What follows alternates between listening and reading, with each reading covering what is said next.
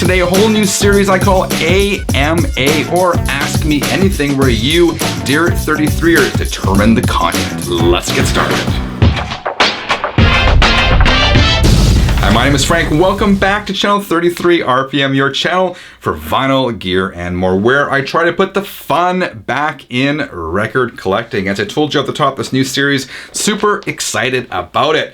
After you watch this, let me know what you think in the comments below. And if you have any questions you want me to tackle in future episodes, leave those below this video as well. Today's episode, all the questions came from the Channel 33 RPM Facebook page. So let's get into it. First one comes from Michael Allen, who writes, "Hello, Frank, two-part question here. Where do you see vinyl in 10 years from now? And the same for CDs." Okay, this is a good question, and one I know is discussed between me and my record collecting friends quite often. Let's start with the question about records. So in 10 years, what the heck is going to happen? And it's been really a wild ride for vinyl, hasn't it? The last 10 years ago, really there were a few people into this, and there's this huge resurgence. And of course, demand for records has gone up, so prices have gone sky high, which is really an irritant for me. It's sort of a pet peeve, but that's just the way it goes, supply and demand. So what is going to happen? I know a lot of you are hoping the vinyl bubble is going to burst and prices are going to drop, and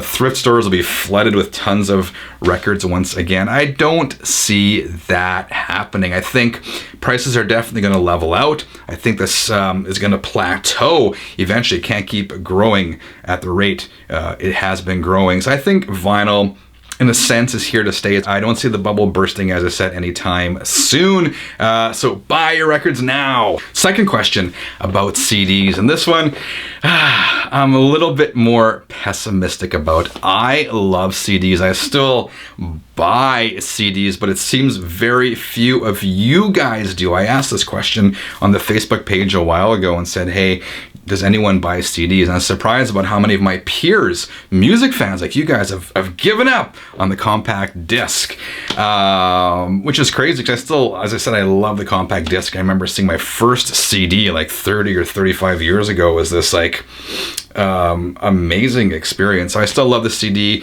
They're affordable, and I still buy a lot of them. But sadly, it's going to keep going down and down in popularity. Right now, I'm really surprised because if I want to get a new release locally anyway, it's easier to find that on vinyl than it is on compact disc, which blows my mind.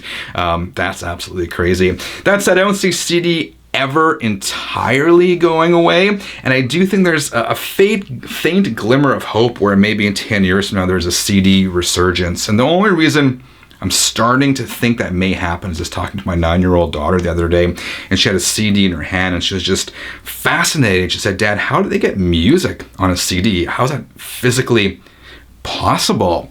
And I know I start thinking a lot of people have that reaction when they see a record, but there's a whole new generation coming up who may not be as familiar with CDs. So I don't know, it may kind of turn out to be this whole thing in years from now where there's a CD resurgence and it's kind of retro technology. Really, who knows? But I do think there's a glimmer of hope that may happen in a decade from now. Okay, I've already talked too much, and that's just the first question. This next one comes from Dan Johnson, and he writes, "With Best Buy pulling out of the compact disc game later this year, do you think now is the right time to start buying CDs at really cheap prices?" Yes, I definitely do. This is a continuation sort of from the last question. And Dan was talking about Best Buy. They basically said they're going to phase out the sale of CDs, which is absolutely crazy because they were such a huge retailer for compact discs here in North America. But yes, now buy CDs. I buy more CDs now than I probably ever have because they are dirt cheap. I mean, you can go to a thrift store. Basically, they're almost... A CD right now almost has no value. Go to a thrift store, go to a garage sale, and they're pennies on the dollar, literally. So I've been buying tons and tons of CDs for my collection. I still think they sound fantastic. I also occasionally buy new CDs, particularly, let's be real, it comes down to money. The Foo Fighters record I wanted here in Canada, it was like $30. And I thought it's a record I kind of like, I'm not going to love. Do I spend $30 on the record? or like $9 or $10 on the brand new CD. That one was a no-brainer. I bought the CD. So yes, now is definitely the time to buy compact discs. People are throwing them away, and as I said, they're virtually they virtually have no value. And if that compact disc resurgence, as we alluded to in the last question, happens in 10 years, hey, you're ahead of everyone else. Okay, this next question comes from Nick, and he says, what is the best sounding LP in your collection? Which one do you take out to listen to from an audiophile perspective? There are actually a few, and these are all sort of for different reasons. This one might be a head scratcher for some of you, but when I'm testing, I mean, the question refers to an audiophile perspective, and I don't consider myself an audiophile by any stretch. I consider myself a music fan in search of a good sound. Hold on, the furnace has gone on. I'm in the basement here. I'm gonna close the door. I picked this one. I often use this as a reference when I'm trying out particularly a new cartridge, because I know this record so well. I know exactly what it sounds like, and the recording was so basic. 2 guitars, bass, and drums. And that is Kiss's 3rd record, Dressed to Kill. Again, not an audiophile classic by any stretch of the imagination, but I know this record so well. We all have those records that we're intimately familiar with, and this one, the recording is straight out, nothing complicated about it, nothing fancy, no special effects. As I said, just basic instrumentation. This record I think is fantastic for checking out new systems. That said, 2 of my favorite sounding records in terms of so many things, in terms of production, in terms of the ability for these records just to kind of suck me in and to encompass me. And I think these records just sound amazing. And when I bring someone over and want to show them how my system sounds, these are the records I like to put on. Number 1, David Bowie, Let's Dance. First of all, an absolute classic. But this album is produced so well. It's mind-boggling. If you haven't spun this one in a while, do yourself a favor and crank it very loud.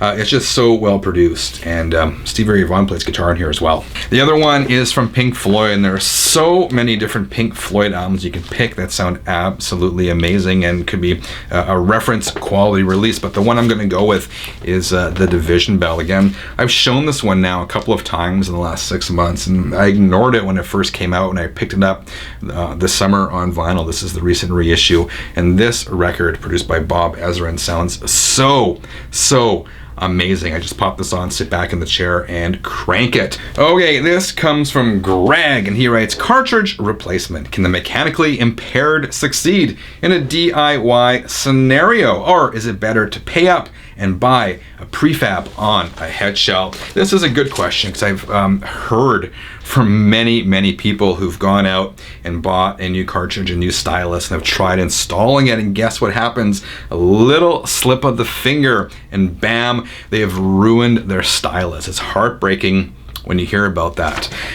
So yeah, you definitely have to be careful of that. But the other part of the question says, is it better to pay up and buy a prefab on a head shell? So basically that is the cartridge already put onto the head shell, which I bought a Nagaoka MP110 that came like that, which is good too, but you still have to adjust to that. So that really doesn't really do it for those, as you say here, who are mechanically impaired. The other scenario here, which I recommend I do this myself, or should do it again myself, I've done it before, is just bring your whole turntable down to the local audio shop and get them to set it up professionally. It's worth that tune-up once in a while and have the other set of eyes on there. So I don't think it's, all or nothing. I think you can pretty much buy the cartridge of your choice and bring it down to the audio shop and get them to do it. The other thing is many audio stores and specialty shops, if you buy your cartridge and stylus from them, they will install it for you on your turntable for absolutely free. So that third option is one you should definitely consider. Okay, this is from Marco, and he writes, hey Frank, just curious about your job. So what do you do for a living? Well, I obviously don't make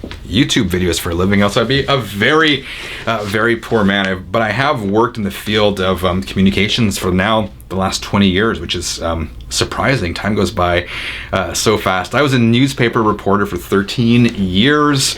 Started off working in small town papers, and then I worked here in the Winnipeg at the Winnipeg Sun. Then I transferred to the Edmonton Sun. I worked as a political reporter for many years. When I left in 2011, I was the legislature bureau chief for Sun Media in Alberta. And then, as happens with many reporters, let me rewind. The industry, we all know what's happening with newspapers. People are buying fewer papers. Ad revenue is going down. Papers are downsizing.